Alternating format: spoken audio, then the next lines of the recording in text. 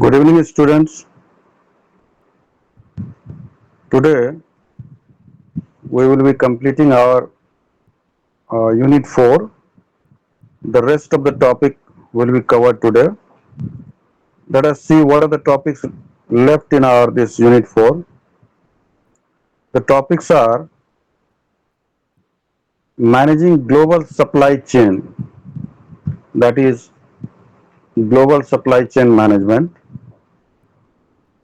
product and branding decisions, number 2, and international promotion. In our earlier session, we have already covered a few parts of this Unit 4. What else we have covered? We have already covered decisions concerning global manufacturing and material management. Outsourcing factors we have covered yesterday, and we also covered managing distribution channels. So today we will be covering managing global supply chain, product and branding decisions, and finally uh, international promotion. So let us start today's class.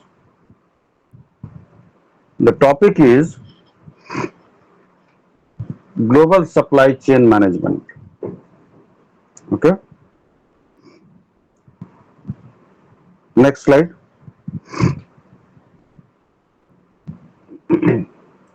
See, this is a picture of global production and supply chain management. You can see from this picture that, and here what is depicting is many packaged goods are there, products are there in line to be shipped for different locations. So this is the picture. So here comes the supply chain management. Okay, when we talk about supply chain management, we have to study the logistic parts also. So procurement as well as logistic parts. Then comes the TQM also. TQM stands for Total Quality Management. Then JIT will also be there. That is JIT stands for Just in Time. So you can see from this picture that all the goods are in queue to be shipped. So this is what the supply chain management is there for international business purposes. Next slide, please.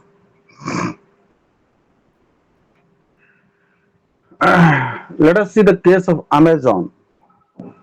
Everybody knows, and everybody is in today's scenario, everyone is familiar with Amazon. Amazon is basically an e-commerce, platform where goods are bought and sold. You can find anything and everything on Amazon platform. So, opening case, Amazon, a leader in global supply chain management. See, you order anything on the website of Amazon and it will be delivered to you within a week. So how their supply chain management is, right from procurement till delivery to you, procurement till the delivery to the end customer. So it is ranked number one in Gartner Global Supply Chain Top 25. Gartner Global Supply Chain एक है magazine है या एक rank करता है, ranking organisation है जो कि उसके हिसाब से अमेजोन जो है लॉजिस्टिक या सप्लाई चेन मैनेजमेंट में नंबर 1 रैंक करता है. ठीक है जी, 25 लिस्ट में. Largest online retail in the United States. United States में भी ये लार्जेस्ट ऑनलाइन रिटेलर है ये. It was started in the year 1994 as online book store. इसमें सिर्फ ऑनलाइन बुक स्टोर का काम किया जाता था. बुक ऑनलाइन बुक्स था, आप यू कैन बाय और sell any books on that platform Amazon. So in the 1994 it was started as an online bookstore. In US, more than 130 million customers per month who rely on free fast shipping. ठीक है, Amazon must leverage inventory management practices, global supply chains and technology to be cost effective. Fulfillment centers located worldwide. इसका जो centre है fulfilment, जो fulfilment मतलब कि जो customer, देखिए अमेजोन का क्या है कि अपना कुछ ऐसा वो ऑनलाइन ही ये प्रोक्योर करता है और एंड ऑनलाइन ही ये डिलीवरी करता है। तो राइट फ्रॉम द प्रोक्योरिंग वहां से फिर प्रोक्योर किया, किसी किसी ने ऑर्डर दिया, अब उसका जो शिपमेंट है, इसका जो सप्लाई चेन मैनेजमेंट का जो शिपमेंट का है या आपके पास तक जो आता है डिलीवरी का, ऐसा नहीं है कि अमेजोन खरीद के अपने यहाँ रखता है फिर उसको पैकेज करता है तब कस्टमर को भेजता है, ऐसा नहीं है। सारा इसका बना हुआ है।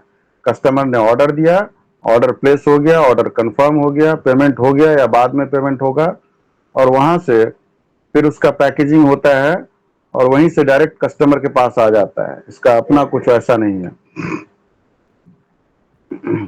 So far, in addition to the United States, Amazon has retail websites for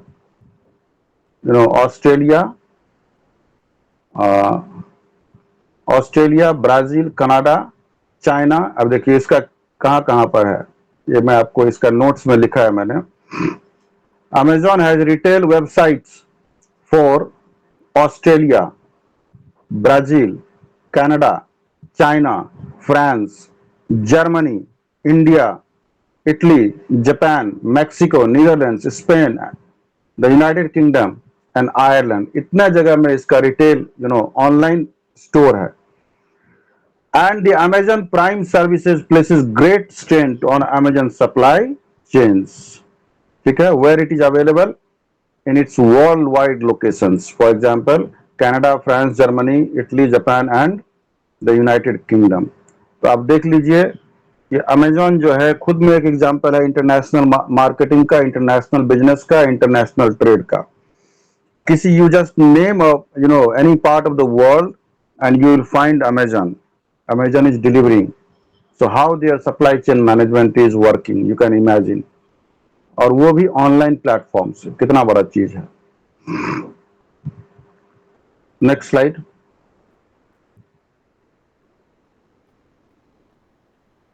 Introduction। In today's global economy, firms must decide where to locate productive activities।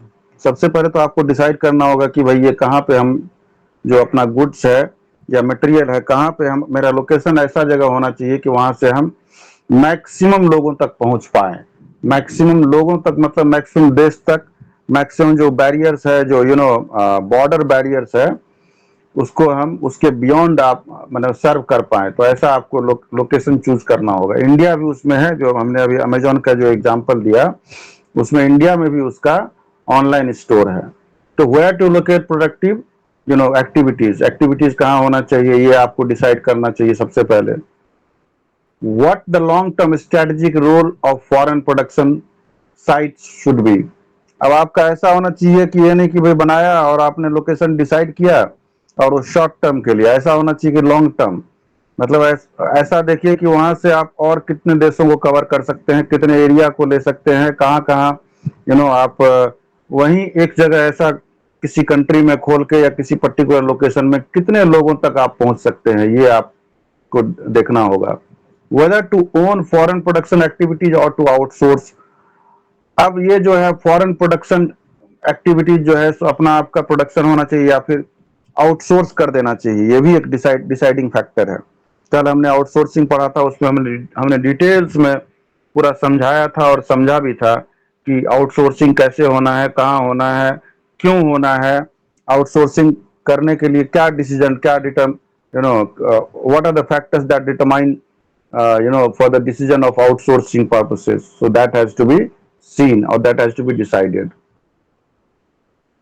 How to manage a globally dispersed supply chain and what the role of internet-based information technology should be in the management of global logistic। अब ये logistic एक ऐसा भी हो सकता है कि आप टाटा से रांची माल को भेज रहे हैं, टाटा से कलकत्ता, टाटा से मुंबई, ये लोकल हो गया। इस तरह का जो चीज कर रहे हैं तो इसका एक अलग लॉजिस्टिक सिस्टम होगा। लेकिन अगर आप एशिया पैसिफिक पैसिफिक में जा रहे हैं, इंडिया में है, चाइना में है उसका लोकेशन स्टोर, ठीक है जी, रसिया में है। तो ये सब कंट्री में, तो आप देखिए रसिया में अगर आप इंडिया में लेते हैं तो इंडिया इंडिया से आप जितना अगल बगल का देश है वहाँ आप जो है सो उसको सर्व कर सकते हैं। तो how to manage globally disperse supply chain and what the role of internet based information, सारा कुछ तो इसका इंटरनेट से ही हो रहा है। इंटरनेट पे ही उसके वेबसाइट पे आप ऑर्डर करते हैं और वहीं इंटरनेट के ही माध्यम से ओटीपी आता है या पेमेंट होता है या आपको माल भी या उसको ट्रैक भी कर सकते हैं आप, मैसेज आता है। तो देखिए किस तरह से एक नया इन्वेंशन हो गया, इंटरनेट नहीं था तो इस तरह का बिजनेस भी संभव नहीं था। ये ऑनलाइन क्लास भी जो आपका हो रहा है, क्यों हो रहा है आज के डेट में? आप ऑनलाइन क्लास बड़े बड़े university, even Harvard and other top notch universities which are ranked in the world, major university, they are also providing online guidance, online tutorials. So all these are due to the advanced technology and internet and information technology. Then whether to manage global logistics or outsource, अब global logistics को आप खुद से manage करना है कि किसी third party को आउटसोर्स कर देना है, क्योंकि बहुत सारा कंपनी ये काम करती है, तो वो भी डिसाइड आपको करना होगा। Next slide. Strategy, production and supply chain management. देखिए प्रोडक्शन, अब स्ट्रैटेजी बनाना होगा प्रोडक्शन के बारे में एंड सप्लाई चेन मैनेजमेंट के। प्रोडक्शन, तो प्रोडक्शन क्या होता है? तो activities involve in creating a product और सर्विस, तो वही प्रोडक्शन है। चाहे आप कोई सर्विस दीजिए, चाहे आप प्रोडक्ट बनाइए, चाहे मोबाइल बनाइए या फिर आप मोबाइल से रिलेटेड कोई सर्विस दीजिए, दैट इज योर वर्क और production. Then supply chain management क्या है? अब देखिए सप्लाई चेन मैनेजमेंट का बहुत बड़ा इंपॉर्टेंट रोल है, बहुत ज्यादा इंपॉर्टेंट। मान लीजिए कोई ऐसा प्रोडक्ट आपने खरीद लिया, और जैसे सर्विस रिलेटेड प्रोडक्ट के बारे में बात करते हैं, अगर आपने सपोज कोई ऐसा वॉशिंग मशीन खरीद लिया या ऐसा कोई भी इलेक्ट्रॉनिक प्रोडक्ट्स खरीद लिया जिसका कि सर्विस सेंटर है ही नहीं, वो है आपके शहर में नहीं है, वो किसी तीसरे शहर में, मान लीजिए जमशेदपुर में नहीं है, कलकत्ता में है। तो अब देखिए कलकत्ता में है तो आप वो ऐसा प्रोडक्ट लेना पसंद करेंगे? नहीं पसंद करेंगे। ठीक है, उसका आदमी आकर के ठीक कर देगा आपको, ये एक हो सकता है सर्विस, लेकिन उसमें भी उसका कंपनी का ऐसा मैनेजमेंट होना चाहिए, लॉजिस्टिक मैनेजमेंट, कि आपने कंप्लेन दायर किया, कंप्लेन हुआ और वो आदमी जो है सो within 24 hours that person is visiting from the company side. But if your if let's say the service center is in Mumbai, then do you think that all the time every customer is complaining about the product and they will visit you on time? I don't think so. But if the service center is nearby your city or your location, then it would be convenient for you, for as well as for the company as well, to serve you better. तो ये देखिए supply chain management उस sense में मैं service related business के बारे में कह रहा हूँ। So the procurement and physical transmission of material through the supply chain from suppliers to customers, ठीक है जी, सप्लायर से कस्टमर तक जाने के लिए सप्लाई चेन मैनेजमेंट चाहिए। तो परचेजिंग एंड लॉजिस्टिक, ये दो चीज है। Next slide. नेक्स्ट, अच्छा यू हैव, अच्छा, so the strategy objectives of the production and logistics functions are to lower costs। अब इसमें स्ट्रेटजी क्या हो सकता है प्रोडक्शन एंड लॉजिस्टिक फंक्शन का? वो क्या है? जो स्ट्रेटेजिक ऑब्जेक्टिव ये है कि सबसे पहले कॉस्ट को लोअर कीजिए आप।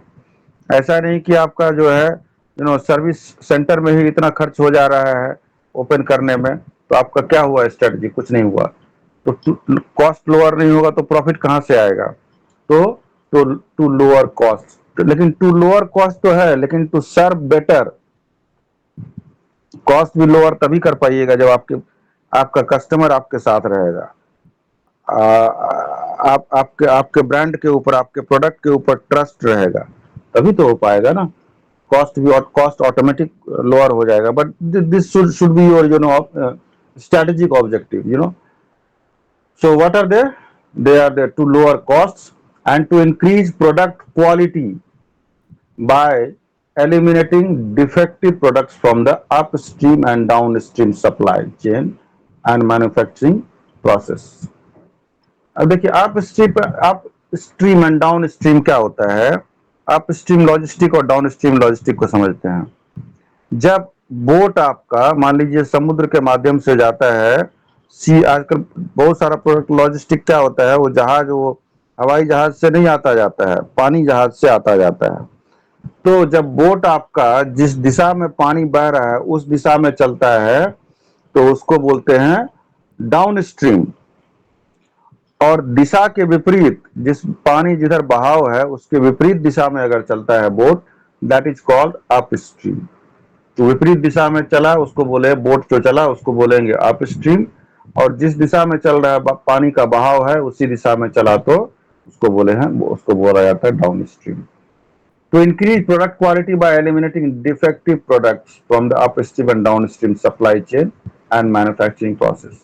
Quality refers to reliability. देखिए क्वालिटी रेफर्स टू रिलायबिलिटी, अगर आपका प्रोडक्ट क्वालिटी में अच्छा है तो कस्टमर भी आपको मिलेगा एंड लॉयल कस्टमर मिलेगा।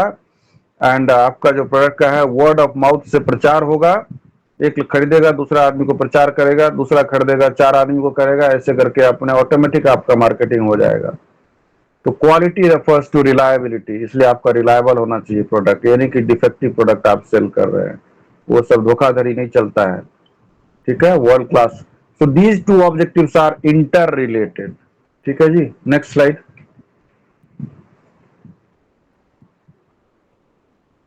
अब देखिए relationship between quality and cost. अगर आपका क्वालिटी अच्छा है तो it will improve performance reliability, which will automatically lowers warranty cost. This picture I have already discussed in yesterday's session also. It will ultimately result in lower rework and scrap cost, and which will ultimately give increase in productivity. Once the productivity is increases, it will automatically lower your manufacturing cost।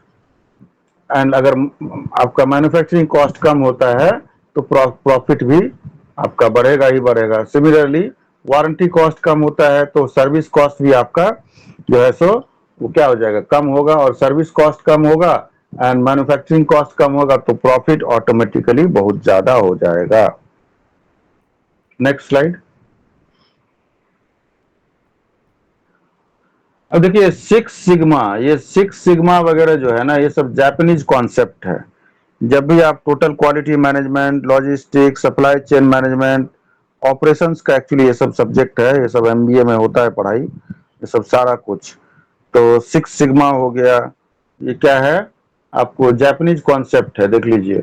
Japan जो है ना ये सब चीज में बहुत मतलब ताकि जीरो वेस्टेज हो, जीरो एक्सीडेंट हो, जीरो स्क्रैप निकले, जीरो ये सब मेनली वेस्टेज से रिलेटेड है, तो उसके लिए सिक्स सिग्मा है। तो supply chain management, the six sigma quality improvement to reduce defects. Six sigma क्या है जी, aims to reduce, boost productivity, eliminate through a company. Six sigma के बारे में शॉर्ट नोट्स आ सकता है 5 नंबर का, 5 मार्क्स का या 3 मार्क्स का। तो six sigma is a direct descendant of total quality management, TQM. TQM के बारे में मैंने डिस्कस किया हुआ है, तो देख लीजिए सिक्स सिग्मा जो आप फॉलो कीजिएगा ना तो टोटल क्वालिटी मैनेजमेंट आपका हो जाएगा। And it was first adopted by um, by Japanese companies. Japan ये सब मामले में बहुत आगे है और उसी ने पूरे वर्ल्ड को दिया है six sigma concept. In addition some countries have also promoted specific quality guidelines like EU's ISO 9001। आप देखिएगा इंडिया में अभी एक होता है आईएसओ 9001, आईएसओ 2001। ये सब आईएसओ क्या है, इंटरनेशनल स्टैंडर्ड एक है, ठीक है, कि आपका जो कंपनी है उस स्टैंडर्ड को फॉलो करता है, तो एक ज्यादा ट्रस्ट वर्दी कंपनी है। तो ये देख लीजिए सिक्स सिग्मा से क्या होता है, इंप्रूव क्या होता है, रिड्यूस डिफेक्ट्स, क्वालिटी इंप्रूवमेंट होता है।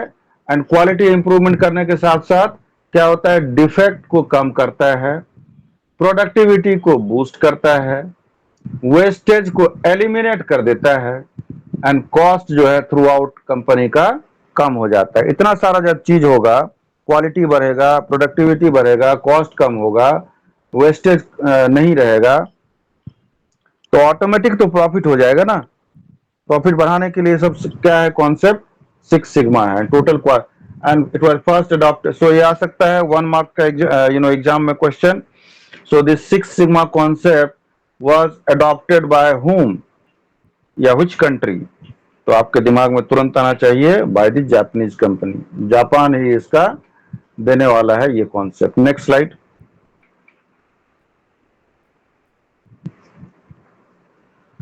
Now two other objectives are important for international companies। देखते हैं क्या है।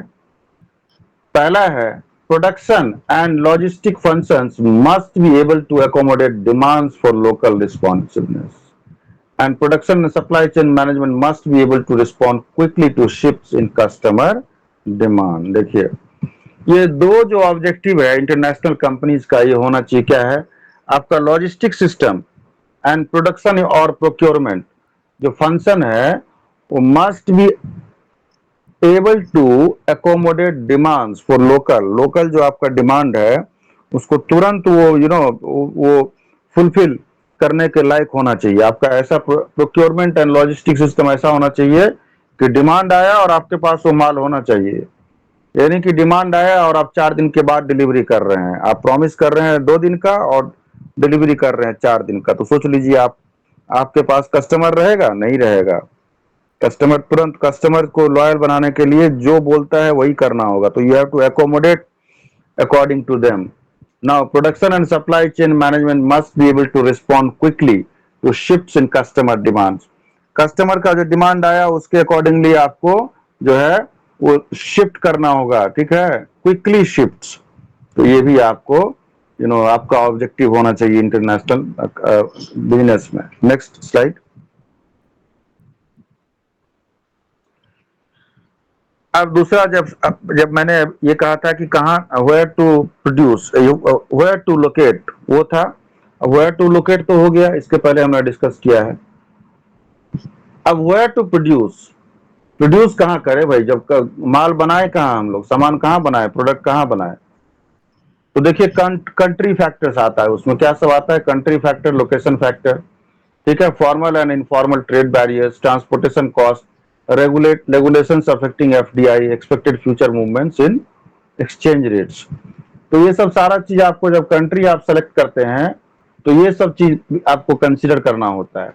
Location economies, firms should locate manufacturing activities where economic, political and cultural conditions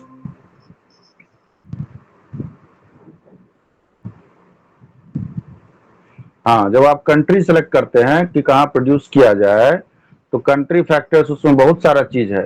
सबसे पहले लोकेशन के बारे में, इकोनॉमीज, तो firm should locate manufacturing activities where economic, political and cultural conditions including relative factor costs are most conducive to the performance of the activity.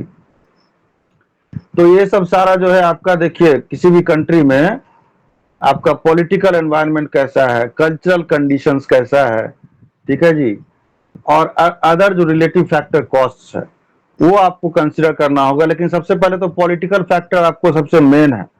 Political stability होना चाहिए, political support होना चाहिए, laws and regulations and bylaws ऐसा होना चाहिए कि आपके आपके फेवर में, या ऐसा कहें कि आपका जो प्रोडक्ट है उसको सूट करे, फेवर नहीं कहेंगे but suitable to your product. तो before prior to choosing this country factors, इसमें लोकेशन इकोनॉमीज में ये सब आता है। देन लोकेशन एक्सटर्नैलिटीज, देखिए एक्सटर्नैलिटीज में क्या आता है, presence of global concentration of activities, ठीक है। Then formal and informal trade barriers. अब ट्रेड बैरियर्स के बारे में मैंने बहुत बार डिस्कस किया है, तो formal and informal trade barriers क्या है वो आपको देखना पड़ेगा, ठीक है जी। देन ट्रांसपोर्टेशन कॉस्ट आपका कितना लग रहा है माल को फैक्ट्री तक पहुंचाने में, और फैक्ट्री से माल को निकालने में, और निकाल करके शिपिंग तक का जो आपका ट्रांसपोर्टेशन कॉस्ट है, लोकल कॉस्ट है, वो कितना बड़ा फैक्टर है ये आपको देखना पड़ेगा। तो रेगुलेशंस अफेक्टिंग एफडीआई, अब उस पर्टिकुलर कंट्री का जहां आप बिजनेस लगाने जा रहे हैं, जिस कंट्री में प्रोडक्शन के लिए प्लांट, वहां पर एफडीआई के लिए क्या रूल बनाया हुआ है, उस कंट्री का फॉरेन पॉलिसी क्या है, फॉरेन जो बिजनेस है वो क्या पॉलिसी है, फॉरेन इकोनॉमिक पॉलिसी क्या है। जैसे हमारे देश का 5 साल के लिए बनता है, अभी 23 में बना है, और उसको जो है फॉरेन बिजनेस पॉलिसी वो हमने पहले डिस्कस किया है, ये हमारे सिलेबस में भी है और बहुत इंपॉर्टेंट है। तो हर एक 5 साल में हमारे देश में आता है, 5 साल के लिए बनता है वो, तो वो देखना होगा। That also affecting FDI, FDI में कितना परसेंट तक हर देश में, किसी किसी देश में आप और किसी किसी प्रोडक्ट के लिए आप मान लीजिए 50% तक एफडीआई कर सकते हैं।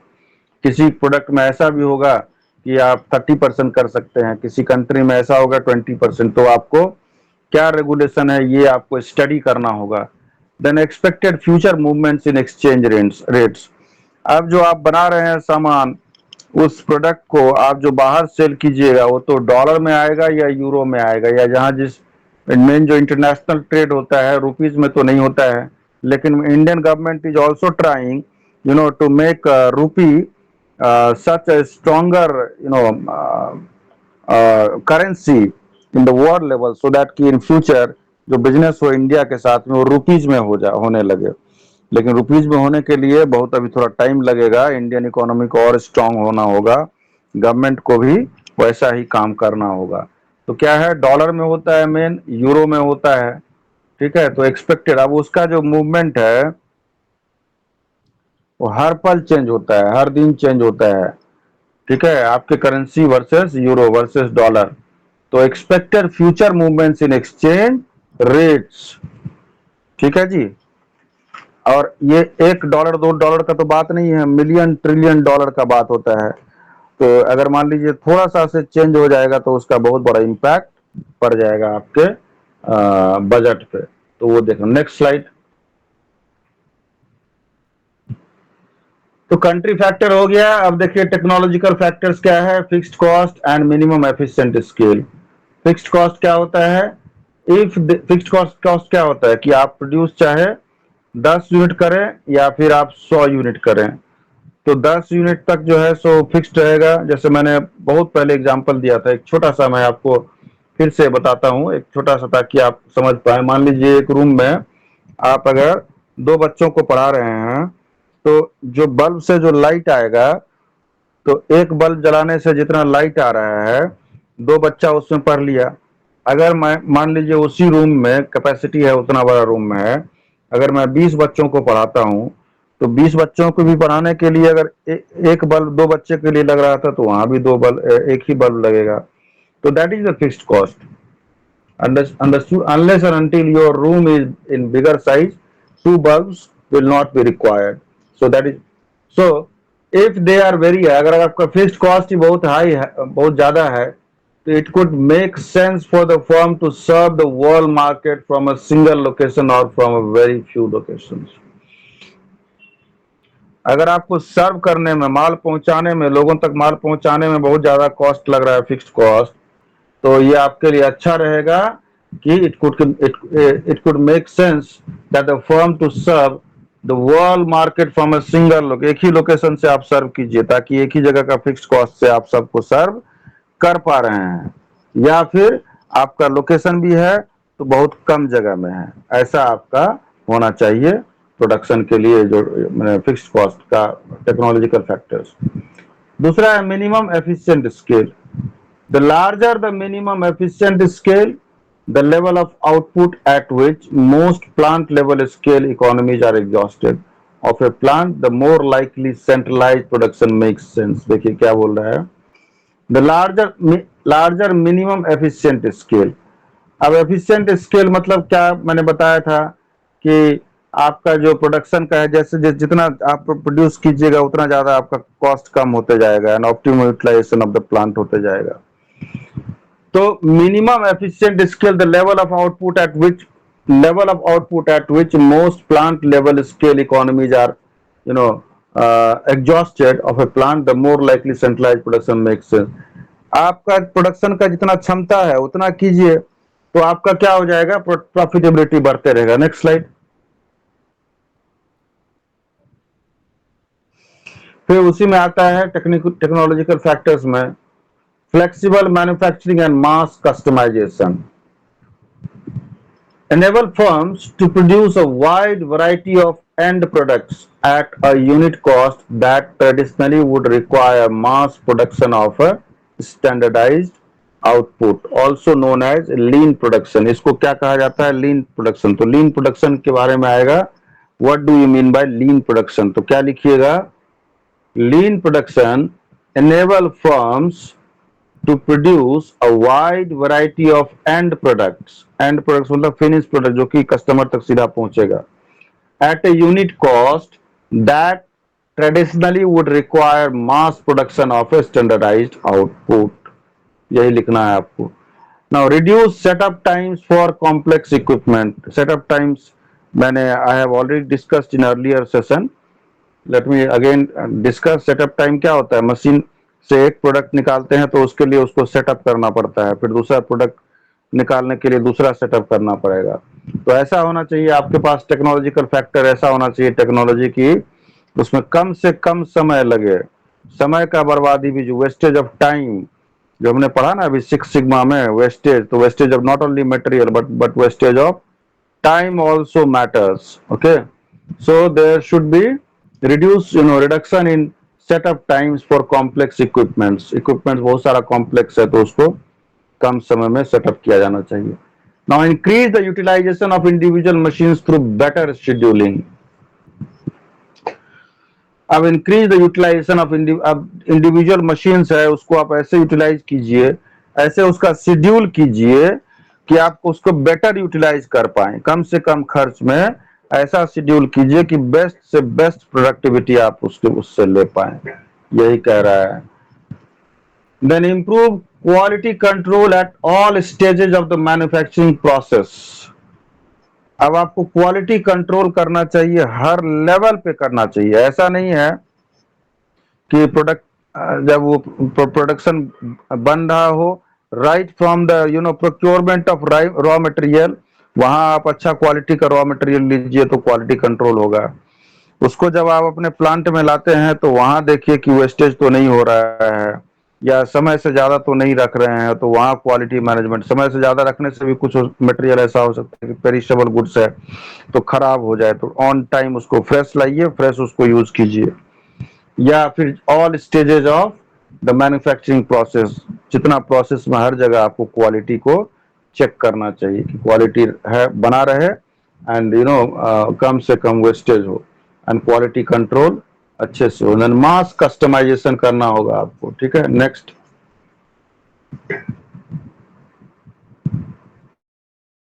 Next slide.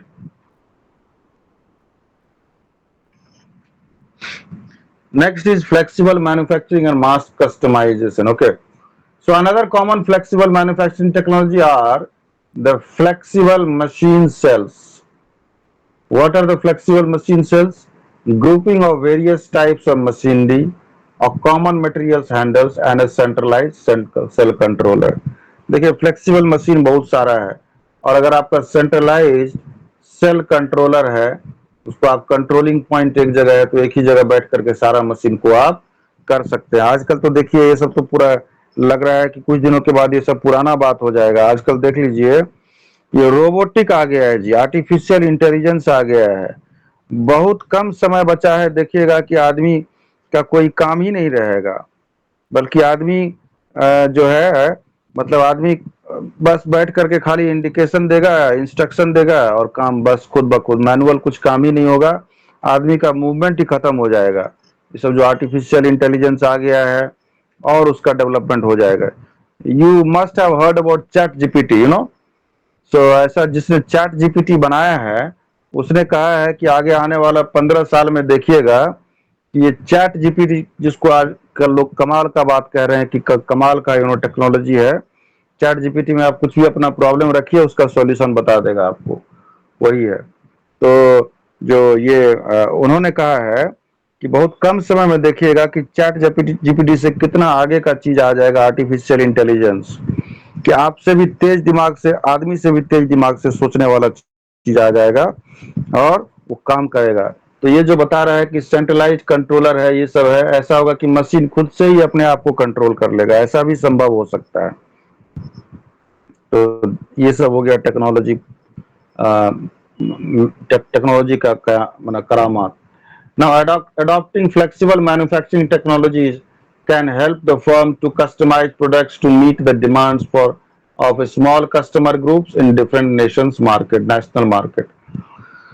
अब नेशनल मार्केट है डिफरेंट कंट्रीज में, तो ऐसा कोई जरूरी नहीं कि सभी को आपका प्रोडक्ट अच्छा लग रहा है, हो सकता है कि स्मॉल ग्रुप हो, लार्जर ग्रुप हो।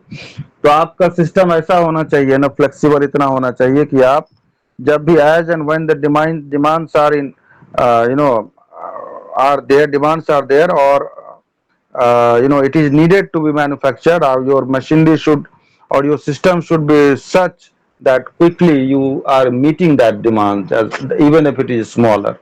Next slide. अभी देखिए एग्जांपल है नेस्ले के बारे में, ठीक है, कि नेस्ले कंपनी को टर्की में ह्यूज इन्वेस्टमेंट करना चाहिए या ह्यूज इन्वेस्टमेंट करते रहना चाहिए? करते रहना चाहिए, तो क्यों करते रहना चाहिए, उसी के बारे में एक स्टडी है, ठीक है। तो should Nestle continue to invest heavily in Turkey?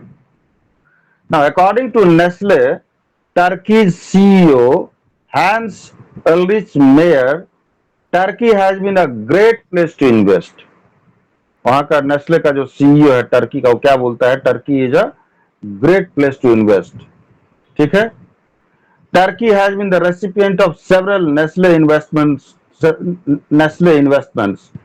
many times greater than we invest in other markets.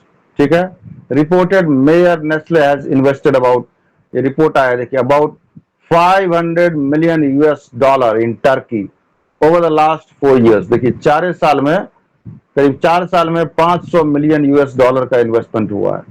And following its successful breakfast Cereal investment in 2011, the company intends to go on investing because of the strong Turkish economy compared to the European economy. देखिए, अब जो Turkish economy है वो ज्यादा strong है compare to European economies. European economy इससे भी आगे है, बताइए। यूरो जोन में जो इकोनॉमी है वो टर्किश इकोनॉमी उससे ज्यादा स्ट्रांग है।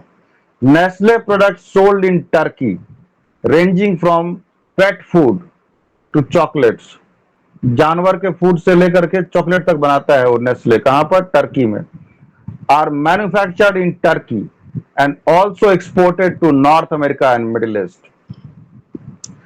टर्की में ही बहुत ज्यादा कंज्यूम हो जाता है और वहां से बना करके वो north America and Middle east में भेजता है। मिडिल ईस्ट तो उधर ही का हो गया ना, वो Muslim countries. Now, given the political situation in Turkey, should Nestle continue to establish increased production, that is, expand its production facility in delivering to North Africa and Middle East, or should it establish production elsewhere? This is the food for thought for you, okay, or this is the question that you should think and reply me, कि ये जो situation है उसका जो CEO का ये बात कहना है। उसके अलावा एक और फैक्टर इसमें आया है कि 4 साल में $500 मिलियन इन्वेस्टमेंट हुआ है। 2 बात हुआ। तीसरा बात इसमें है कि टर्की में जो है क्या बोलते हैं, पेट फूड से लेकर चॉकलेट तक बनाया जाता है। 5वां बात है कि जो टर्की का इकोनॉमी है, it is stronger than the European economies. अब छठा बात ये आया है, इतना सारा पॉजिटिव फैक्टर बताने के बाद एक बात और है, 7वां बात, कि ये वहीं पर बनता है और वहीं से एक्सपोर्ट होता है north Africa and Middle east में।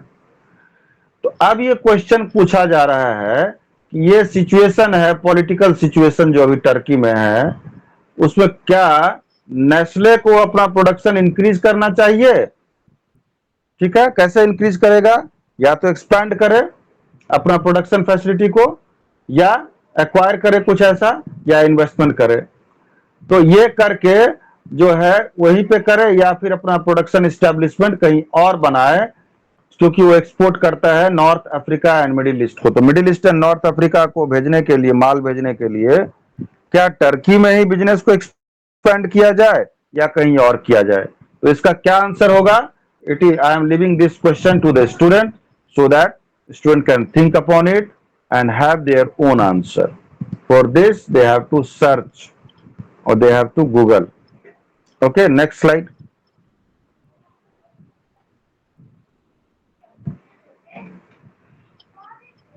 Now, where to produce?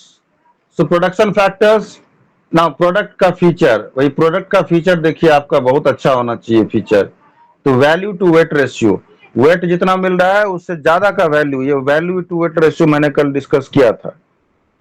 ठीक है जी, वैल्यू बहुत ज्यादा हो सकता है, वेट बहुत कम हो सकता है, या ऐसा हो सकता है कि वैल्यू यू नो बहुत ज्यादा है और उसका वेट कम है, एंड वैल्यू बहुत कम है एंड वेट बहुत ज्यादा है, ये भी हो सकता है। तो वो देखना होगा आपको, आप जो बना रहे हैं उस हिसाब से क्या वैल्यू दे रहे हैं। तो आजकल सब कोई वैल्यू खोजता है, वेट ठीक है, लेकिन value, when you are spending rupees 100 bucks, if you are spending in the market, you also think that am I getting the value of my money or I'm just paying the money. So value, your product must satisfy in terms of value to you. Then only you would be, then only you would not mind paying more. If you're not getting the value for the money, what you are paying, then every money will count for you. So value gives what? Value gives satisfaction. Am I really getting the value for what I am paying? So this has to be there. Then universal needs. आपको देखना होगा कि आप जो बना रहे हैं उसका यूनिवर्सल नीड्स है क्या कि नहीं है, कि हम बना रहे हैं ऐसे ही बस और बहुत कम ही जगह डिमांड है, तो ऐसा प्रोडक्ट लेकर के क्या होगा, बिकेगा ही नहीं। देन लोकेटिंग प्रोडक्शन फैसिलिटीज, आपका जो प्रोडक्शन का फैसिलिटीज है वो कहाँ लोकेट कर रहे हैं वो भी देखना होगा। सेंट्रलाइज लोकेशन, अब सेंट्रलाइज लोकेशन में क्या है, फिक्स्ड कॉस्ट आर सब्सटेंशियल। ठीक है, तो सेंट्रलाइज लोकेशन में फिक्स्ड कॉस्ट जो मैंने बताया कि एक पहले का जो स्लाइड में था उसमें ये था कि फिक्स्ड कॉस्ट आपका बहुत बड़ा फैक्टर है, वो देखना होगा। फिक्स्ड कॉस्ट में क्या देखना होगा कि आप ऐसा प्रोडक्शन बना रहे हैं, कुछ कर रहे हैं प्रोड्यूस, कि आपका फिक्स्ड कॉस्ट बहुत ज्यादा है। तो हमने डिस्ट्रीब्यूशन में देखा था, लॉजिस्टिक सप्लाई चेन में, तो बहुत ज्यादा अगर है तो उस केस में आपके पास में एक ही जगह से सेंट्रलाइज रखिए और वहीं से आप सब जगह भेजिए माल को, या बहुत कम जगह ही अपना लोकेशन डिस्ट्रीब्यूशन का रखिए आप लॉजिस्टिक सिस्टम, वहीं से आप सब जगह भेज पाए। तो fixed cost are substantial, fixed cost ऐसा है कि उसमें आप कम नहीं कर सकते हैं, उतना आपका करना ही है, तो सब्सटेंशियल पार्ट है। The minimum efficient scale of production is high, flexible manufacturing technology are available, ये सब चीज आपको देखना होगा। Then decentralizing close to major markets, both fixed costs and the minimum efficient scale of production are relatively low. Decentralization में क्या होता है, fixed cost and minimum efficient scale of production are relatively low होता है। Appropriate flexible manufacturing technologies are not available. Next slide.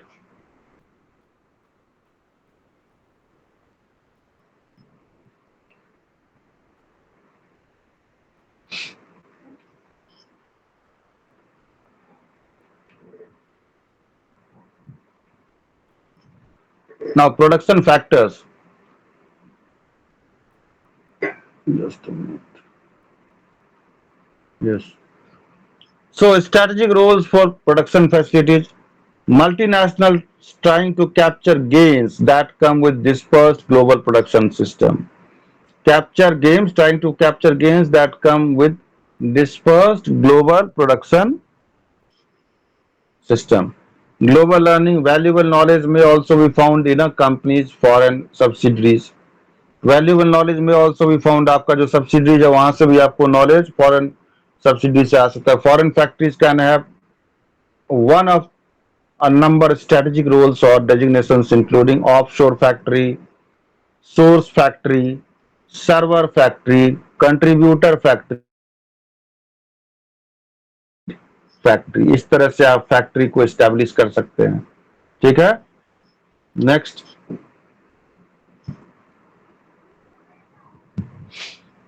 Next is strategic roles for production facilities. देखिए जो हमने discuss किया था अभी, क्या है ये सब। ऑफशोर फैक्ट्री क्या है?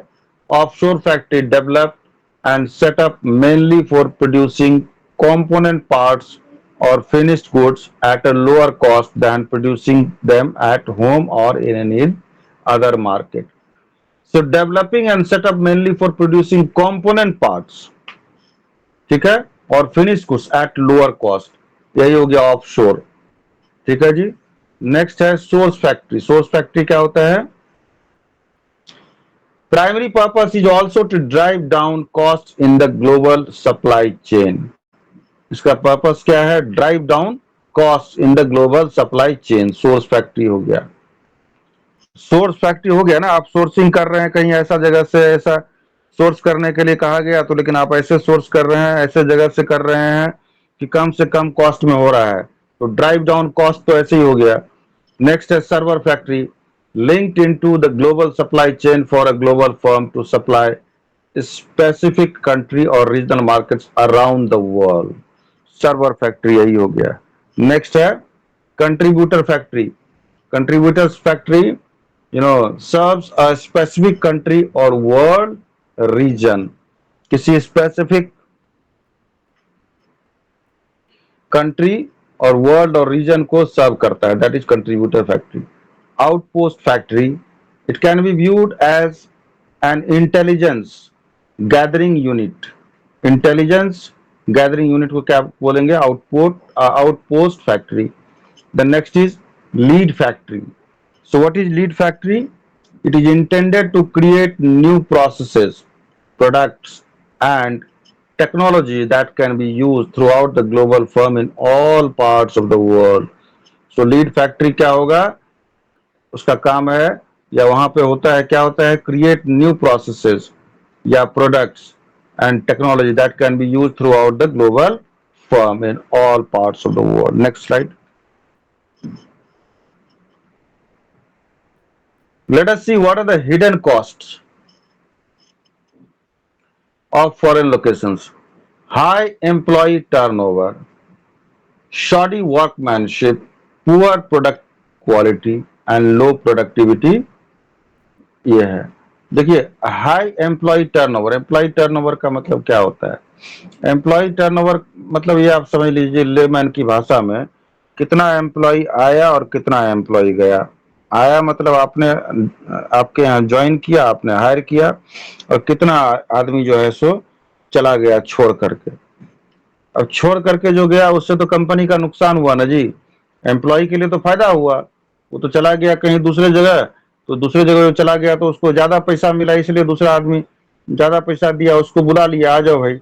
अब दूसरे जगह क्यों गया? क्योंकि यहाँ पर मैं काम सीख लिया, हो आपके यहाँ काम सीखा कम पैसा में और चला गया। तो आपको ऐसा होना चाहिए ना कि आपका सिस्टम कि आपके यहाँ जो ट्रेन होता है जो उसको वो रहे भी वहां पे, तो रहेगा कैसे? ट्रेन हो गया, सब कुछ जान लिया, तो आपको उसको पैसा ज्यादा दीजिए, इंसेंटिव दीजिए, बोनस दीजिए और फैसिलिटी दीजिए, पर्क्स दीजिए, ठीक है, ये सब चीज दीजिए, आप बेनिफिट्स दीजिए, तब ना रहेगा आपके पास में, नहीं तो दूसरी जगह देखेगा। तो high employ turnover. Then study workmanship. अब देखिए कुछ लोग होते हैं जो काम बहुत ज्यादा करते हैं, प्रोडक्टिविटी कुछ लोग नहीं करते हैं, तो उससे रिलेटेड चीज है। पुअर प्रोडक्ट क्वालिटी, अब आपका प्रोडक्ट का क्वालिटी उतना अच्छा नहीं है तो वो भी नहीं चलेगा, तो हिडन कॉस्ट है सब में। देन लो प्रोडक्टिविटी, काम तो कर रहा है, दिख रहा है कि काम कर रहा है, लेकिन उसका प्रोडक्टिविटी जो है कोई खास नहीं है, तो हिडन कॉस्ट है सब में जाता है। Next slide.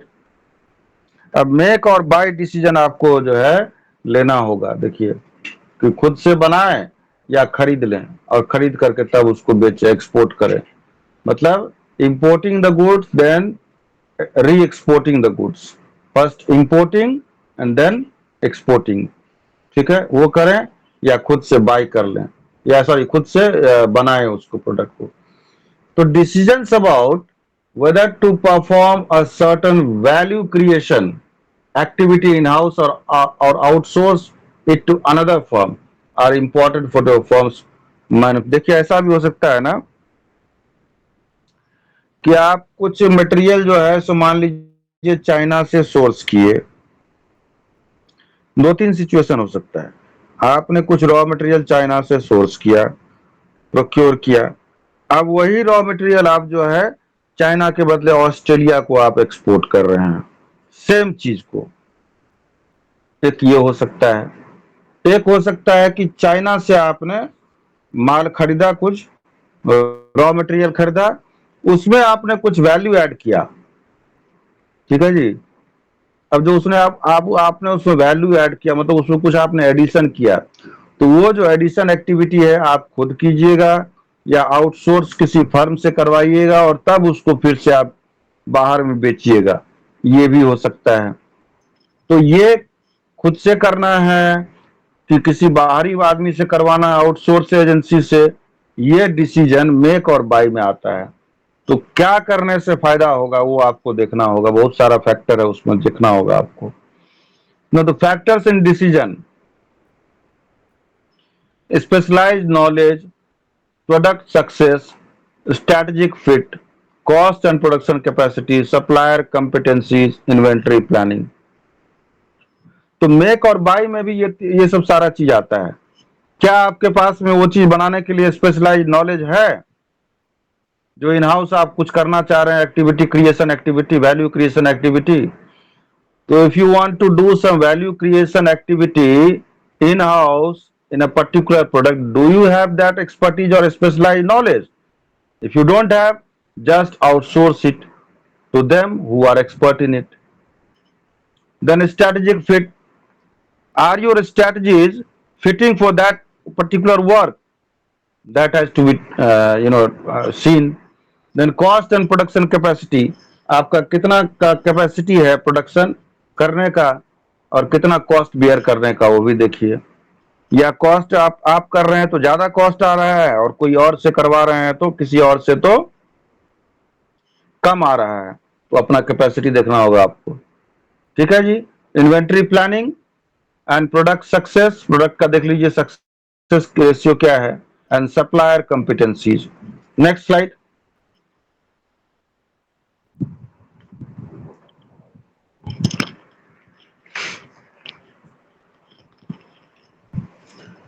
अब देखिए ये operationally favouring a make decision, जैसे हमने डिस्कस किया है मेक और बाय डिसीजन में, तो ये operationally favouring a make decision के बारे में कहा जा रहा है। ठीक है जी।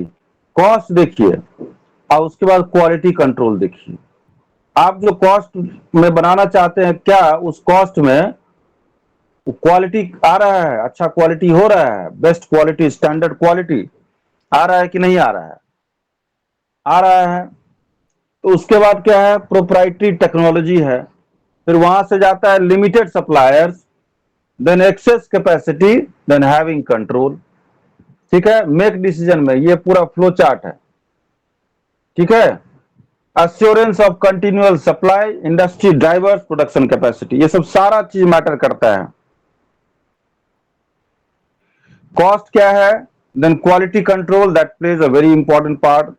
Okay, then technology is there. What technology that requires, and you have. If there is difference, then you cannot make it. If a certain technology is required, and if you don't have, then how can you make it? You cannot. Then if suppliers are limited, then also you will face problem. Okay, then capacity has to be seen. What capacity you are having for production of such a goods. Then controlling point, controlling तो हर जगह आता है भाई, चाहे cost control हो, quality control हो, production control हो, रॉ मटेरियल का हो, वेस्टेज कंट्रोल हो, total quality management comes here. Okay. Then what comes? Assurance of continual supply. आप ये नहीं कि एक बार बना करके मार्केट में माल छोड़ दिए, पहुंचा दिए, कस्टमर को आदत लग गया एक दो बार दे करके, और उसके बाद आप माल बनाने में कमी कर दिए। क्या हो गया? प्रोडक्शन ही शॉर्टेज हो रहा है। तो वो करने से फिर आपका जो है सो गड़बड़ हो जाएगा ना सिस्टम, मैंने उसमें बिजनेस पे असर पड़ेगा, लोग डिमांड कर रहे हैं, आप सप्लाई नहीं कर पा रहे हैं। तो एश्योरेंस ऑफ कंटिन्यूअल सप्लाई, आप कंटिन्यूअसली सप्लाई कीजिएगा as and when it is in demand. Then industry, कोई भी पर्टिकुलर इंडस्ट्री का बहुत सारा ड्राइवर होता है, तो वो ड्राइवर आपको देखना होगा। ठीक है, ड्राइवर मतलब जो गाड़ी चलाता है वो नहीं, ड्राइवर मतलब those factors on which the industry runs. ठीक है जी, तो वो ड्राइवर्स हो गया। देन हो गया प्रोडक्शन कैपेसिटी, कैपेसिटी आपका कितना। Next slide, next slide please. Let us see now the global supply chain functions.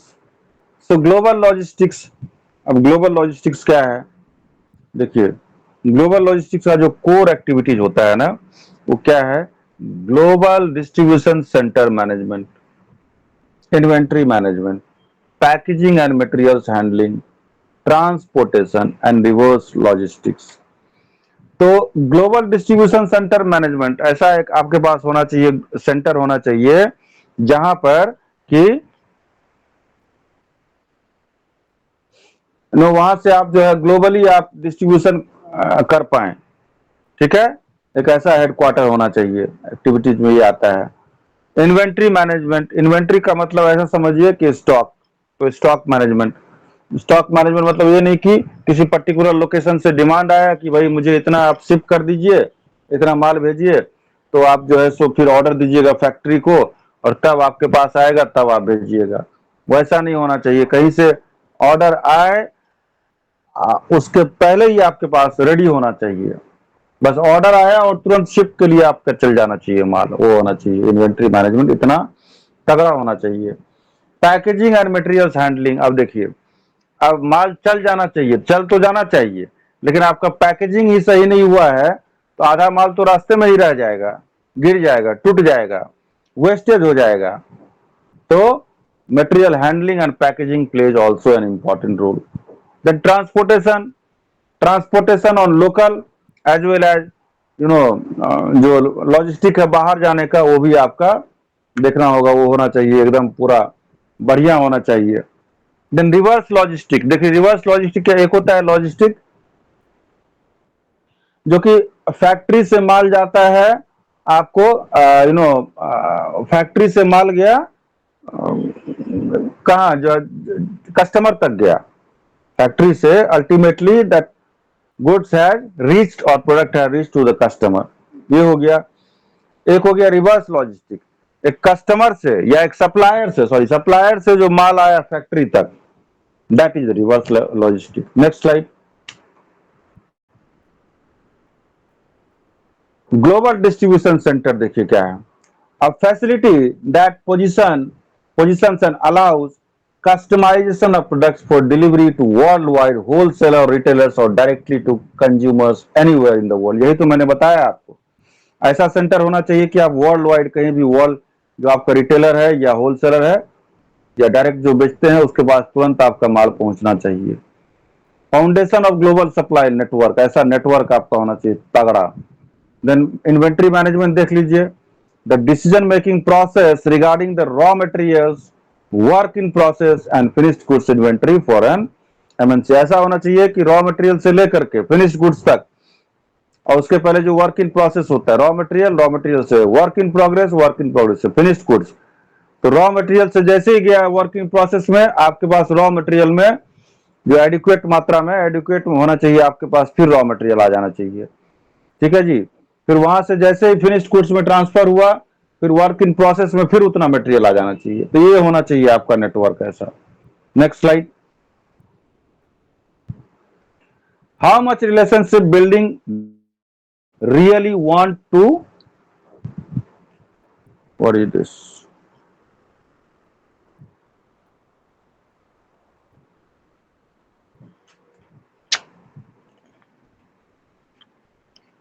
yes, how much relationship building do you really want to do?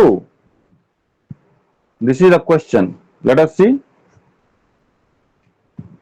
Like manufacturers, professional service firms have also been learning how to better manage their delivery on global basis. For example, some global services firms are dealing with other global firms in a new way, using one supplier for all their service related needs around the world. The traditional approach involved the development of market specific relationships. देखिए market specific relationships. So the the same multinational client would have a number of individual service relationships, one in each major market for each company division. Under a global account management approach, one relationship has a global span and one contract. Such supply chain practices allow for more effective relationship management, a better sense of what the client needs, more product extension opportunities, and better pricing and economies. But global account management also takes time, energy, and resources. So, how many global accounts do you think would be ideal for a global company? What is the minimum maximum number of global account relationships a large multinational corporation should have? For example, Microsoft. देखिए, सबसे पहले ये जान लीजिए कि account का मतलब क्या होता है. ठीक है जी. अकाउंट का मतलब ये नहीं हुआ कि बैंक में अकाउंट. ठीक है. अकाउंट मतलब हो गया number of businesses, number of clients you can for your understanding, just understand the meaning of account in terms of number of clients. ठीक है. तो क्या कहा जा रहा है, लाइक मैन्युफैक्चरर्स.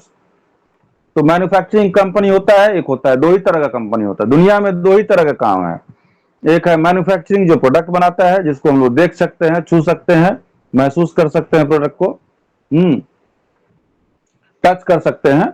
लेकिन एक होता है, दूसरा होता है सर्विस. सर्विस को आप बहुत बार नहीं देख सकते हैं, उसको महसूस कर सकते हैं, या उसको जब वो फंक्शन करेगा तब उसका काम देख सकते हैं कि हाँ काम हुआ. तो एक होता है प्रोडक्ट बनाना, एक होता है सर्विस देना. तो like manufacture professional service firms. अब देखिए माइक्रोसॉफ्ट क्या है. ठीक है, माइक्रोसॉफ्ट का कुछ प्रोडक्ट भी है मान लीजिए, लेकिन उसका क्या है, सर्विस रिलेटेड बहुत सारा काम. Have also been learning how to better manage their delivery on a global basis. वो सर्विस दे रहा है, तो सर्विस दे रहा है तो प्रोडक्ट जा रहा है, तो उसमें लॉजिस्टिक के थ्रू प्रोडक्ट जा रहा है. लेकिन सर्विस दे रहा है अगर माइक्रोसॉफ्ट, तो उसका भी देखिए लॉजिस्टिक सिस्टम ऐसा है या इस तरह का है कि आपको सर्विस भी टाइम पर ऑन टाइम सर्विस दे पा रहा है वो. ठीक है जी. For example some global service firms are dealing with other global firms in a new way. एक सर्विस फर्म जो दूसरा से डील कर रहा है नए तरीका से, using one supplier for all their service related needs around the world. एक ही सप्लायर से जहां जहां पर नीड हो रहा है पूरे दुनिया में, सब जगह उसी से माल मंगवा रहा है. द ट्रेडिशनल अप्रोच इन्वॉल्व, ये ट्रेडिशनल अप्रोच हो गया, the development of market specific relationship. अब उसको किसी पर्टिकुलर मार्केट में जैसा उसका नीड है उस हिसाब से उसका रिलेशनशिप वहां वर्क करता है. ठीक है. So, the same multinational client would have a number of individual service relationship, one in each major market for each company division. तो ये और लिखा हुआ है, आप पढ़ लीजिए, इसी को मैं, और सेल्फ एक्सप्लेनेटरी है. Next slide please. Now global logistics. Again packaging. Packaging क्या है, 3 डिफरेंट कैटेगरीज है. Primary packaging holds the product itself. Primary packaging क्या है जी, सबसे पहले तो प्रोडक्ट को खुद को उसमें मतलब रखता है वो, holds the product itself. Secondary packaging is design to contain several primary packages. अब ये ऐसा समझ, पैकेजिंग मतलब क्या हो गया, सीधा इसका मतलब हो कि पैकेट करना. मान लीजिए आप लैपटॉप मंगाते हैं, ठीक है जी, तो लैपटॉप मंगाते हो देखते हैं 3-4 तरह का वो रहता है, उसमें पैकेट रहता है. तो यही आप समझ लीजिए पैकेजिंग मतलब हुआ किसी चीज को पैक करना, इस तरह से पैक करना कि ताकि टूटे नहीं, फूटे नहीं. ठीक है. आप एक शीशा का कुछ आइटम मंगाते हैं तो कैसा रहता है उसका पैकेट, देखे है ना. तो उसी तरह से अगर आप एक साइकिल मंगवाइएगा तो साइकिल क्या है, साइकिल तो बाईसाइकिल, तो वो तो टूटने फूटने वाला नहीं है उतना. लेकिन अगर लैपटॉप आ रहा है तो जरा सा गिर गया तो टूट जाएगा, शीशा का आइटम आ रहा है तो बाहर से भी आ सकता है, कोई पेंटिंग आ सकता है।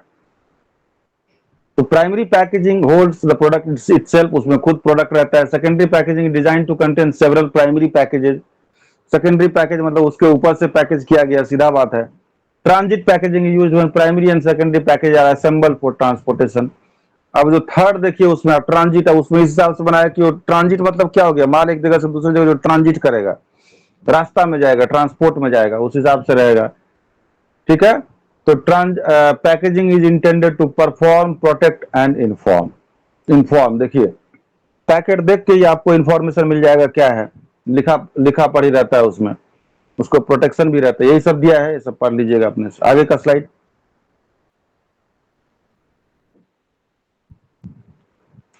Now global logistics again, then transportation, the movement of raw materials, component parts and finished goods throughout the global supply chain. Transportation, packaging पढ़ा हमने, ऐसा पैकेजिंग होना चाहिए कि टूटे फूटे नहीं, बढ़िया से रहे। अब ट्रांसपोर्टेशन का बारी आ गया, तो मूवमेंट ऑफ रॉ मटेरियल कीजिएगा, फिर कंपोनेंट पार्ट्स को और फिनिश गुड्स को एक जगह से दूसरी जगह जाना है, ट्रांसपोर्ट उसके लिए है। Largest percentage of any of the any logistic budget, transportation तो है ही भाई, एक सामान हमने बना लिया, उसको दूसरी जगह ट्रांसपोर्ट नहीं करेंगे, ट्रांसपोर्ट के थ्रू भेजेंगे नहीं तो थोड़ी जाएगा वो, तो यहाँ आता है लॉजिस्टिक, आता है ग्लोबल। देन तो उस पर भी बहुत पैसा खर्चा होता है। Then ocean is the least expensive and air is the most. देखिए ओशियन, समुद्र से अगर आप भेजते हैं कोई सामान एक देश से दूसरे देश में तो कम पैसा में चला जाता है, ठीक है जी। एंड एयर, हवाई जहाज से भेजिएगा तो बहुत ज्यादा महंगा पड़ जाएगा। तो आपको देखना होगा कि कैसे ज्यादा प्रॉफिट भी हो और ज्यादा ट्रांसपोर्टेशन कॉस्ट अगर कम रहेगा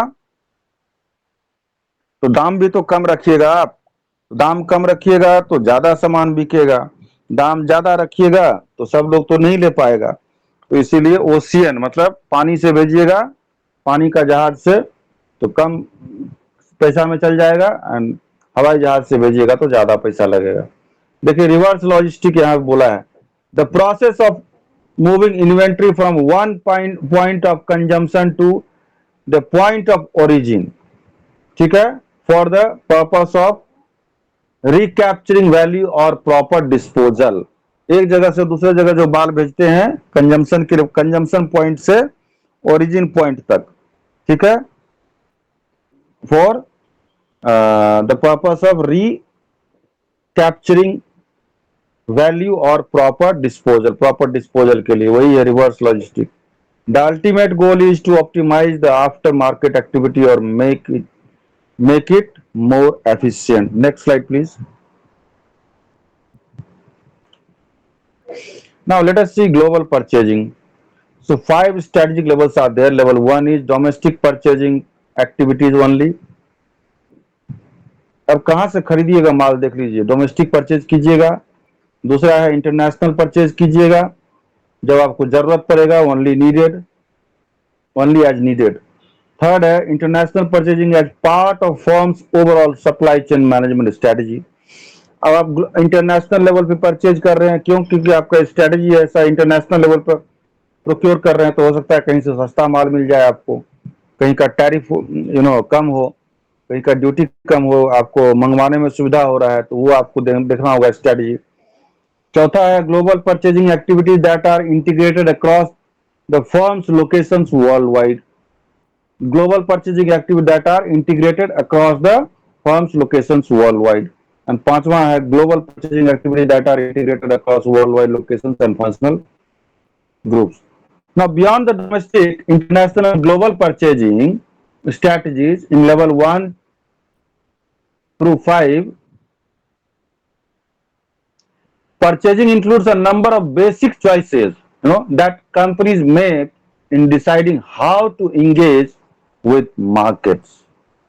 The starting point is a choice of internal purchasing versus external purchasing, in other words how to purchase। तो यहाँ पे वही ना कहा जा रहा है, इंटरनल वर्सेस एक्सटर्नल। मैं डोमेस्टिक में खरीद रहे हैं कि बाहर में? बाहर में आप स्ट्रैटेजी बना के खरीद रहे हैं, किसी दूसरे देश से खरीद रहे हैं, या जब आपको नीड हो रहा है तब खरीद रहे हैं, तो ये आपको डिसाइड करना होगा, ठीक है। Next decision is what? Both internal and external. Purchasing includes a number of basic choices that companies like in deciding how to engage with markets. ठीक है। So whether now where to purchase, next deciding factor is what? From where to purchase, domestically or globally. So this takes us ultimately the type of purchasing, where and how. The four choices of purchasing are domestic, one, internal purchasing, number two, global internal purchasing, number three, and domestic external purchasing and global external purchasing. ठीक है। Next slide.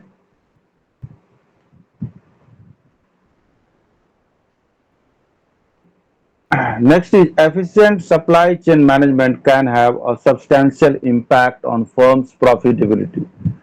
अगर आप बढ़िया से supply chain management करते हैं तो firm का प्रॉफिटेबिलिटी ऑटोमेटिक बढ़ जाएगा।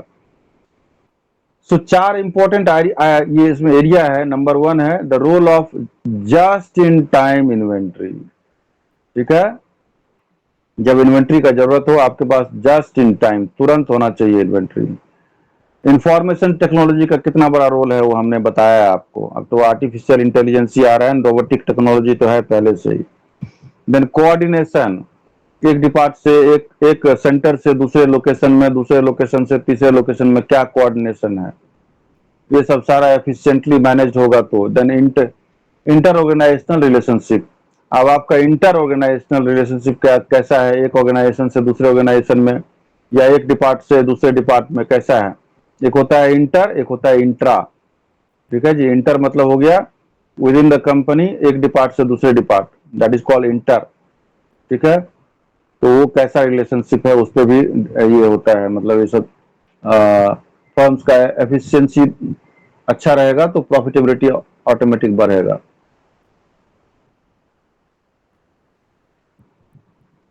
ठीक है, तो एफिशिएंट वाला हो गया। Next slide. Role of just in time inventory. Now economises. Just in time inventory क्या करता है? इकोनोमाइज करता है। सबसे पहले इकोनोमाइज का मतलब क्या हुआ? इकोनॉमिक्स अलग चीज है एंड इकोनोमाइज। इकोनोमाइज मतलब क्या हो गया? मित, इसका हिंदी में बोलेंगे मित व्ययिता। मित व्यय मतलब समझ लीजिए कम खर्च में काम निकलना, कम खर्च में बढ़िया काम निकलना, बढ़िया का। आप मान लीजिए एक एग्जांपल देता हूं, आप साक्षी से कदमा आप बस से जाइए, ठीक है जी, तो साक्षी से कदमा भी उतना ही किलोमीटर है, और एक आप ऑटो में जाइए। छोटा सा एग्जांपल देता हूं मैं, तो ऑटो में लगेगा कितना लगेगा? 20 रुपया लगता होगा। I don't have any idea, but 20 रुपया पकड़ लीजिए उसका फेयर लगेगा। बस में जाइएगा तो कितना लगेगा? 10 रुपया लेता होगा मे बी। तो आप उतना ही डिस्टेंस ट्रैवल करेंगे, बस में ट्रैवल करेंगे, बस में भी सीट मिलेगा आपको बैठने के लिए, ऑटो में भी मिलेगा। हाँ जी, बस से भी आप वहीं पर उतरिएगा जहां आप ऑटो से उतरिएगा। लेकिन क्या है, ये जो इकोनोमाइज कर लिया आपने, मित व्ययिता कर लिया, मतलब कम पैसा में आप पहुंच गए, 10 रुपया आप बचा लिए। 20 रुपया था आपके पास में तो 10 रुपया में आप कदमा पहुंच गए। So this is what they wanted to say from this thing, you know.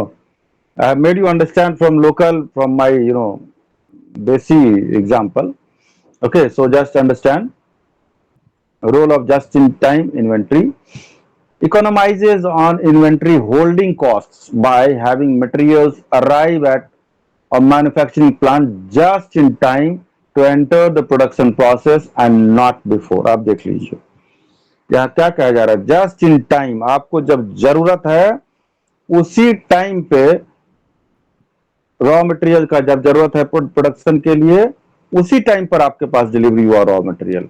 मान लीजिए आपने पहले बुलाया होता, मैंने मंगवाया होता रॉ मटेरियल, तो आपको रखवाना पड़ता कहीं गोडाउन में, कहीं पर उसको होल्ड करना पड़ता, तो होल्डिंग कॉस्ट होता है कि नहीं? गोडाउन रखना पड़ता, उसके लिए आदमी रखना पड़ता, तो ये सब खर्च से तो बच गए आप। आपको अभी चाहिए तो अभी के अभी आपको माल पहुंच जाना चाहिए। तो उससे क्या हो गया, आपका इकोनोमाइज हो गया, हो इन्वेंट्री का होल्डिंग कॉस्ट बच गया, आपका पैसा कम लगा और काम हो गया। तो ये देखिए चीज कैसा होता है। तो जस्ट इन टाइम बहुत इंपॉर्टेंट है एग्जामिनेशन पॉइंट ऑफ व्यू से।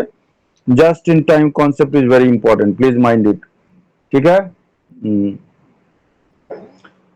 Can result in major cost savings from reduced warehousing and inventory holding cost.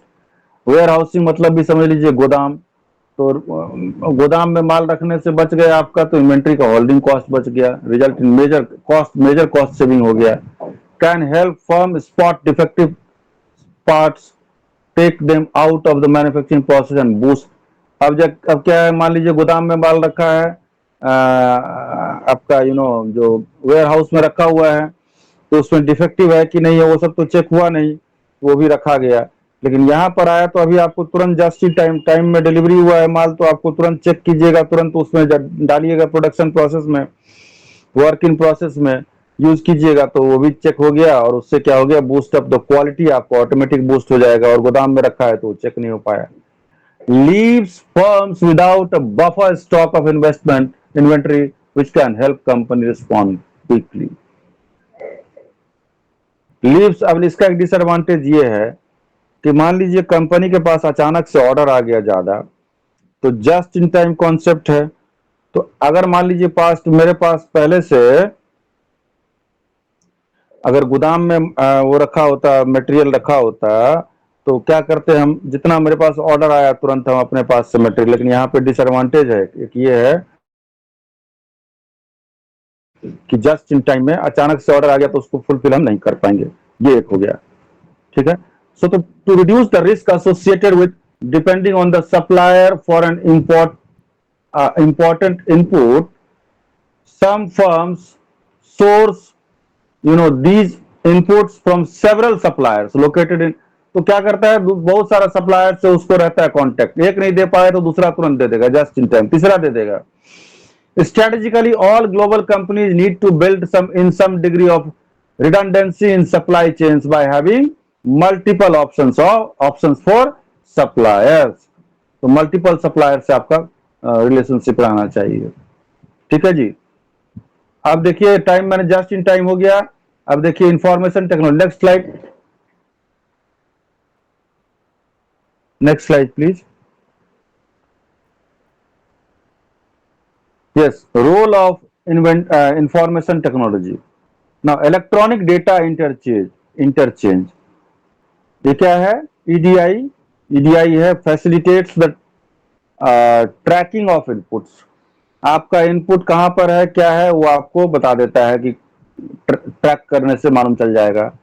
Allows the firm to optimize its production schedule। Production का schedule जो है उसको optimise करने में EDI आपको help करता है, electronic data interchange. Allows the firm and its suppliers to communicate in real time। Real time क्या हुआ, जैसे आप किसी को व्हाट्सएप करते हैं, एक सेकंड में तुरंत चला जाता है। तो अभी हमने भेजा तो ऐसा नहीं कि कल जाएगा, रात में जाएगा, परसों जाएगा, तो ये क्विकली चला जाता है। तो क्विकली ये जो है allows the firm and suppliers to communicate in real time. EDI के थ्रू आप रियल टाइम में कम्युनिकेट कर पाते हैं। Now eliminates the flow of paperwork between a firm and its suppliers. तो ये जो आ गया है जी इलेक्ट्रॉनिक चीज, तो उससे क्या हो गया, फर्म एंड सप्लायर्स के बीच में जो है पेपर वर्क कम हो गया है, एंड वो इजीली कम्युनिकेशन हो पाता है। ठीक है। अब नेक्स्ट है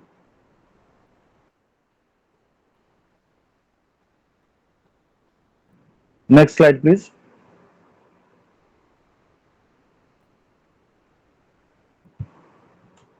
Coordination in global supply chains. Now, global supply chain coordination, what do? They do these things like shared decision making opportunities and operational collaboration of key global supply chain activities। क्या है? shared decision making opportunities and operational collaboration।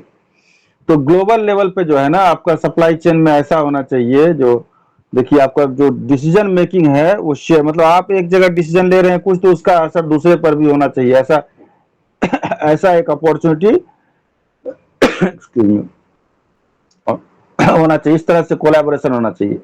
Now it helps to create a more integrated, coherent, efficient and effective global supply chain.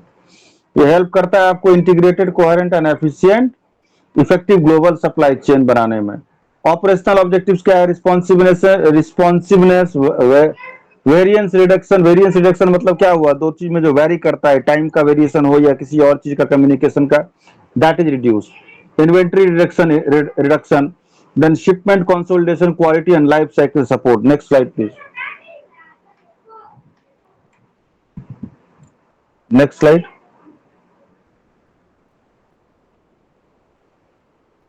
Inter organisational relationships, trust and commitment between interacting organizations and important are important to an efficient and effective global supply chain. So trust and commitment between interacting organizations, so जो organisation interact कर रहे हैं उसमें trust and commitment होना चाहिए, तभी relationship आपका अच्छा रहेगा, to an efficient and effective global supply chain. Next slide please.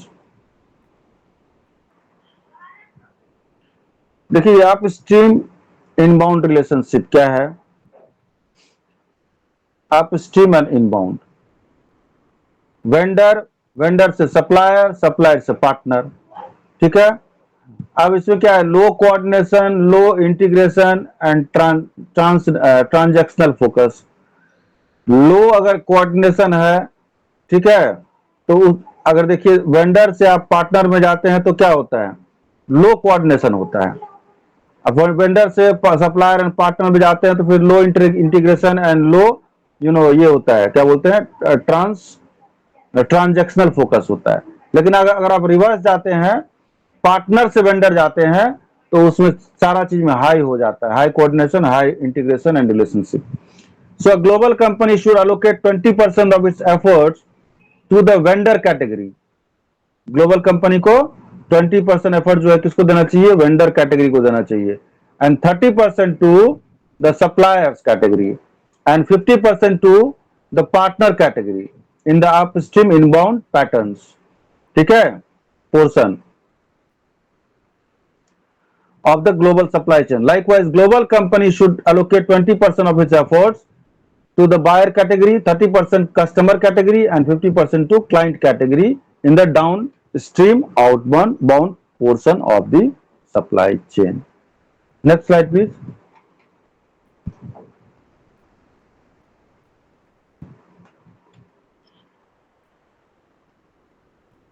तो ये हमने डिस्कस कर दिया। Global company should have allocate 20%, 30%. Next slide, please.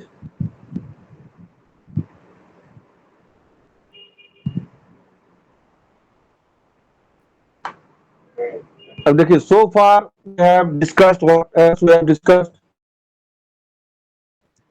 Explained why global production and supply chain management decisions are of central importance to many global companies. We have explained how country differences, production technology, and production factors all affect the choice of where to locate production activities. Recognized how the role of foreign subsidiaries in production can be enhanced over time as they accumulate knowledge, identified the factors that influence a firm's decision of whether to source suppliers from within the company or from foreign suppliers. We have understood the functions of logistics and purchasing within global supply chains and describe what is required to efficiently manage a global supply chain. Okay, so these things we have discussed.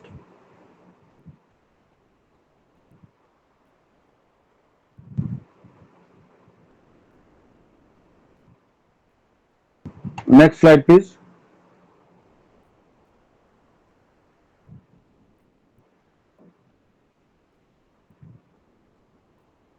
So this topic Just go back, ma'am. Please go back to the previous slide. Summary. Yes. So in our unit 4, today we have completed our managing global supply chain. This much we have completed, and now we will be doing international marketing, promotion and communication. So that I will discuss. I will be taking break for 2 minutes. Then we'll continue. Now I'll join just after 2 minutes. So have 2 minutes break.